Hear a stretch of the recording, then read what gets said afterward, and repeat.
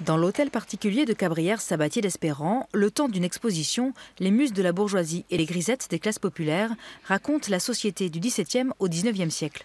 À travers les époques, les dames de Montpellier sont réputées pour leur élégance, mais on a oublié leur influence. L'historienne Maguelone Nouvelle a voulu leur redonner vie. Les dames portent des beaux vêtements, de la soie fabriquée dans les Cévennes et des bijoux, quel que soit leur milieu. Ça, c'est une des particularités de Montpellier, c'est que les femmes sont élégantes, quel que soit leur milieu, et aussi leur esprit, leur vivacité d'esprit, qui est souvent saluée du XVIIe siècle au XXe siècle.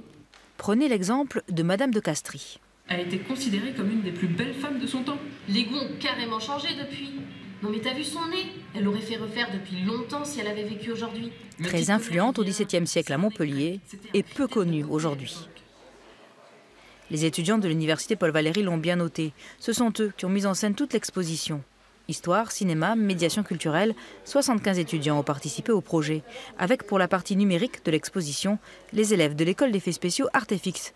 Ils ont fait le lien entre les lithographies de Montpellier au 19e et la ville moderne. La première étape qui était d'analyser le point de vue, afin de retrouver le même directement dans Montpellier.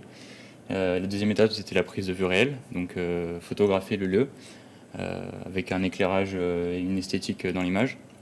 Et la troisième étape, ça a été tout le travail de post-production, donc sur ordinateur, qui était de justement recréer ce mouvement de caméra sans perdre en qualité. Pour créer l'exposition, basée sur le livre Montpellier, Cité des Belles Dames, les étudiants sont partis des collections du musée Fabre.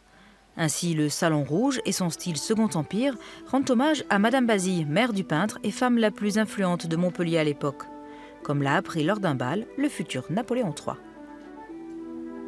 On s'est centré sur Madame Basille ici, et qui est présente au premier quadrille. Mais comme elle n'est pas femme de personnel de l'administration, comme femme du préfet ou du maire, sa présence montre un peu la particularité de cette femme dans le milieu politique de l'époque.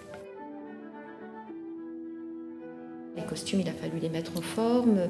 Les tableaux, on les a mis d'une certaine façon, parfois originale, sur chevalet. On a dû mettre les livres dans des boîtes pour que les personnes puissent voir. Puis on a modifié un petit peu le parcours, on s'approche plus près des objets. Dans ce travail très concret, avec des professionnels et pour le grand public, les étudiants ont apporté leur créativité et valorisé leurs compétences. C'était aussi l'objectif du projet.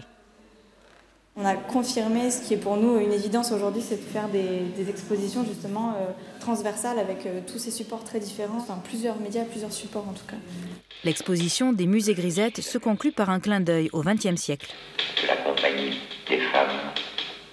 Autour de L'homme qui aimait les femmes, le film que François Truffaut a tourné à Montpellier en 1976. À voir jusqu'au 3 juin. En tout cas,